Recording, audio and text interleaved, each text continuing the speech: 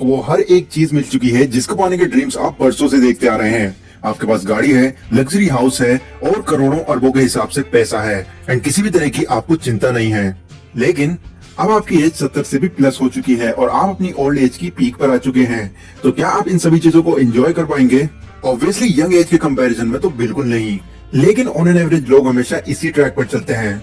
22 से 23 साल की एज तक पढ़ाई, फिर 30 से 35 साल की जॉब और फिर बूढ़े हो जाने पर रिटायरमेंट का इंतजार। अब यहाँ पर अगर आप मिलियनर बन भी गए तो क्या फायदा, आपके वो एंजॉयमेंट वाली एज काफी पीछे जा चुकी होगी। आज मैं आपके साथ जो बुक समरी शेयर करने वाला हूँ वो आपको ये सोचने पर मजबूर कर देगी कि आखिर क्यों आपको अपनी अर्ली एज में ही फाइनेंशियली फ्री हो जाना चाहिए, ताकि आप इन सभी लग्जरीज को अपनी अर्ली एज के अंदर ही एंजॉय कर सको। एंड फाइनली इस वीडियो के लास्ट में मैं आपको कुछ ऐसे अमेजिंग पॉइंट्स भी बताने वाला हूँ जिससे पॉसिबली आप अपनी यंग एज में ही रिटायर हो सकते हो। बट उससे पहले एक बहुत ही इंपॉर्टेंट, तो अगर मैं आपके सामने ये वर्ड्स बोलता हूँ एक बहुत ही अमीर इंसान, तो आपके ब्रेन में भी Bill Gates, Ratan Tata, Mukesh Ambani, Elon Musk और जेफ बेजोस जैसे अमीर लोगों की पिक्चर्स घूमने लग गई होंगी। और हार्डली किसी ने ये सोचा होगा कि एक 24 से 25 साल का लड़का जो घर बैठे अपने बिजनेस के थ्रू लाखों करोड़ों कमा रहा होगा। ऐसा क्यों? क्योंकि मैक्सिमम लोग ऐसा सोचते ही नहीं कि 24 से 25 साल का लड़का भी मिलियनर बन सकता है, और अगर बन गया तो वो उसका लक है। ऑथर एमजे डिमार को जब अपनी चाइल्डहुड एज में थे तो वो एक दिन अपनी गली में आइसक्रीम खा रहे थे, तभी उनकी नजर एक चमचमाती लैम्बोर्गिनी कार पर पड़ी जो कि उनसे थोड़ी ही दूरी पर खड़ी हुई थी। उस कार को देखकर भी ऑथर के माइंड में यही आया कि जरूर इसका मालिक कोई बूढ़ा आदमी होगा, पर जो इंसान उस कार के पास आया उसे देखकर ऑथर एकदम हैरान हो गए।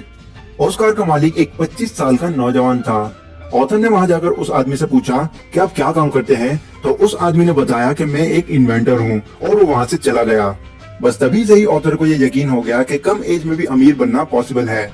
उसके बाद उन्होंने इस बारे में बहुत रिसर्च करी, कई अलग अलग बुक्स पढ़ी, लोगों के बारे में जाना, जिसके बाद उनको ये पता चला कि इस दुनिया में लोग सिर्फ 3 तरह के रास्तों पर चलते हैं, जिनमें से पहला है साइड वॉक, दूसरा है स्लो लेन और तीसरा है फास्ट लेन। तो चलिए एक एक करके हम तीनों के बारे में जानते हैं। तो सबसे पहले आते हैं साइड वॉक पर चलने वाले लोग, जिनको साइड वॉकर्स भी कहते हैं। अब ये वो लोग होते हैं जिनका अपने पैसों पर कोई कंट्रोल नहीं होता। इनके हिसाब से जो कुछ है बस आज ही आज है, कल तो है ही नहीं। ना कोई फाइनेंशियल प्लानिंग, ना ही कोई फाइनेंशियल गोल। ये लोग हमेशा सैलरी टू सैलरी पर ही काम करते हैं। मतलब जब भी उनको सैलरी मिलती है तो ये लोग दिल खोलकर खर्चा करते हैं, और इतना खर्चा करते हैं कि दूसरी सैलरी आने तक इनके पास कुछ बचता ही नहीं। एंड अगर गलती से भी इनकी सैलरी रुक जाती है तो इनका दिवालिया निकल जाता है। इनका सिर्फ यही मानना होता है कि अमीर बनना सिर्फ एक लक है, वही अमीर बन पाता है जिसका लक अच्छा होता है।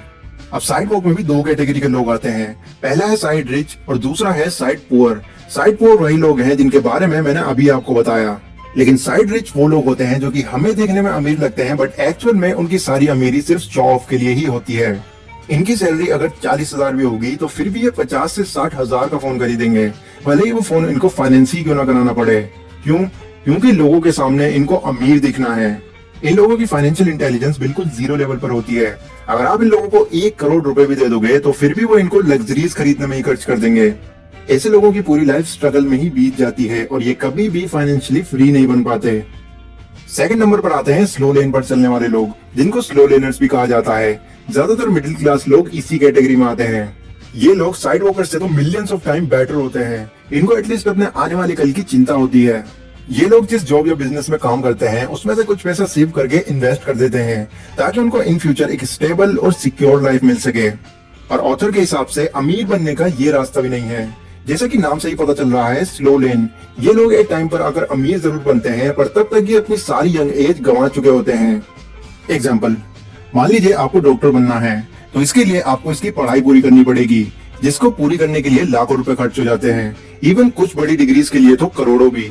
यहाँ पर हम मानकर चलते हैं कि 25 से 30 साल की एज में आपने अपनी पढ़ाई भी पूरी कर ली। अब इतनी एज हो जाने के बाद अगर आप किसी हॉस्पिटल में जॉब करते हैं या फिर आप अपना खुद का क्लिनिक भी खोलते हैं, तो यहाँ पर आप एटलीस्ट 25 से 30 सालों तक तो काम करोगे ही।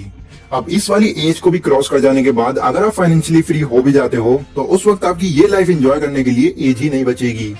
अब इससे मेरा ये मतलब नहीं है कि आपको एक डॉक्टर बनना ही नहीं है। डॉक्टर बनना लोगों को एक ड्रीम होता है ताकि वो लाखों लोगों की हेल्प कर पाए। बट अगर आप ये सोचकर डॉक्टर बनने जा रहे हैं कि डॉक्टर बन जाने के बाद आप बहुत अमीर हो जाएंगे, तो यस, ये वाला एग्जांपल आप ही के लिए था।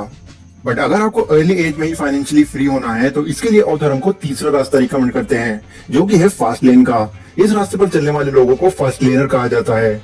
इनकी पढ़ाई स्कूल या फिर कॉलेज तक ही सीमित नहीं रहती। ये हर दिन कुछ ना कुछ नया सीखते रहते हैं, अपने नॉलेज को इम्प्रूव करते रहते हैं, ताकि इस नॉलेज के थ्रू वो एक ऐसा सिस्टम क्रिएट कर सकें जिससे उनको जिंदगी भर कमाना न पड़े। और इसके लिए वो जितने हो सके एसेट्स क्रिएट करते हैं और एक टाइम पर आकर वो मिलियनर बन ही जाते हैं। पर ये सब इतना आसान भी नहीं है। इस प्रोसेस में आपको साइड वॉक और स्लो लेन के मुकाबले ज्यादा मेहनत लगती है, बहुत सारे सेक्रीफाइसेस करने होते हैं, प्लस यहाँ पर टाइम भी लगता है। बट उतना तो बिल्कुल भी नहीं कि आपको बुढ़ापा देखना पड़ जाए। अब सवाल ये आता है कि फास्ट लेन के रास्ते पर हम आखिर चल कैसे सकते हैं, यानी कि फास्ट लेन के रास्ते पर चलने का तरीका क्या है। तो इसलिए मैं आपके साथ 4 पॉइंट शेयर कर रहा हूँ जो आपको जरूर फॉलो करने चाहिए अगर आप अपनी अर्ली एज में ही मिलियनर बनना चाहते हैं। Point number 1, attack the need. आपको ऐसा सिस्टम या फिर बिजनेस क्रिएट करना होगा जो लोगों की नीड को पूरा करता हो, क्योंकि जितनी ज्यादा वैल्यू आप लोगों को प्रोवाइड करेंगे इन फ्यूचर आप उतने ही अमीर बनते चले जाएंगे। एग्जाम्पल, जब लोगों को ऑटो या बस के लिए घंटों तक वेट करना पड़ रहा था तो उनकी इस प्रॉब्लम को ओला ने समझा और एक एप्लीकेशन बेस्ड टैक्सी सर्विस को प्रोवाइड कर दिया। और आज आप जानते ही हैं कि ओला कितनी बड़ी कंपनी बन चुकी है। ठीक इसी तरह होटल्स के लिए परेशान हो रहे लोगों को ओयो ने समझा और चीपेस्ट प्राइस में लोगों को ठहराने का सिस्टम क्रिएट कर दिया। एंड ओयो भी आज बहुत ज्यादा पॉपुलर हो चुका है। आपको भी ऐसा ही सिस्टम क्रिएट करना होगा जो लोगों की जरूरतों को पूरा करता हो। जितने बड़े लेवल पर लोगों की प्रॉब्लम होगी उसको सॉल्व करने के बाद उतने ही ज्यादा अमीर आप वहां से बनते चले जाएंगे। दूसरा पॉइंट है हाई एंट्री बैरियर बिजनेस। अब इसको कुछ इस तरह समझते हैं कि मान लीजिए आपने एक कपड़े की शॉप खोली, तो आपको क्या लगता है वो खुलते ही फेमस हो जाएगी? बिल्कुल नहीं। आपके जैसे ही हजारों लाखों और लोग भी हैं जो ऑलरेडी इस काम को पहले से करते आ रहे हैं और ये लोग आपके कॉम्पिटिटर्स हैं। अब अगर आपको अपने कॉम्पिटिटर्स को बीट करना है तो कुछ ऐसी यूनिकनेस अपने प्रोडक्ट में लानी होगी जो बाकी लोग लाने की सोच भी ना सकें, तभी आपका बिजनेस इतने कंपटीशन में भी ग्रो कर पाएगा। थर्ड पॉइंट है स्केलेबिलिटी। आपके पड़ोस वाली किराने की शॉप भले ही कितनी भी बड़ी है पर उसका मालिक इतना अमीर नहीं होगा जितने अमीर जेफ बेजोस हैं। Reason scalability. आपके एरिया की दुकान सिर्फ एक पर्टिकुलर एरिया को ही कवर कर पा रही है और Amazon के थ्रू आप पूरे वर्ल्ड में कहीं से भी शॉपिंग कर सकते हैं। ठीक इसी तरह आपके एरिया के बर्गर वाला इतना फेमस नहीं होगा जितनी फेमस मैकडॉनल्ड कंपनी है। बर्गर तो दोनों ही बनाते हैं बट मैकडॉनल्ड ने अपने आप को स्केल किया हुआ है जिससे पूरी दुनिया के लोग उस कंपनी को जानते हैं। तो इसीलिए ऑथर हमको यही एडवाइस करते हैं कि जितने बड़े लेवल पर आपका बिजनेस स्केल होगा उतने ही आपके बिजनेस ग्रो होने के चांसेस बढ़ जाएंगे। और लास्ट पॉइंट है detach your business with time. मतलब आपको कोई ऐसा बिजनेस क्रिएट करना होगा जो कि सोते वक्त भी आपके लिए पैसा बनाता रहे। एग्जाम्पल, अगर आप Amazon या Flipkart पर एक ऑनलाइन सेलर हैं तो लोग कभी भी आपके प्रोडक्ट को खरीद सकते हैं, वो भी बिना आपके वहां इन्वॉल्व हुए। या फिर एक घर खरीद कर रेंट पर दे देना, यहाँ भी आपके पास बिना किसी मेहनत के पैसा आता रहेगा। ठीक इसी तरह और भी काफी सारे ऐसे एसेट्स हैं जो कि 24 आवर्स आपके लिए पैसा बनाते रहेंगे, वो भी आपके ज्यादा बिना इन्वॉल्व हुए। जिनमें से टॉप 10 एसेट्स के बारे में मैंने एक वीडियो भी बनाई हुई है। इस वीडियो के खत्म होने के बाद आप जरूर चेकआउट करें। सभी बातें मैंने आपको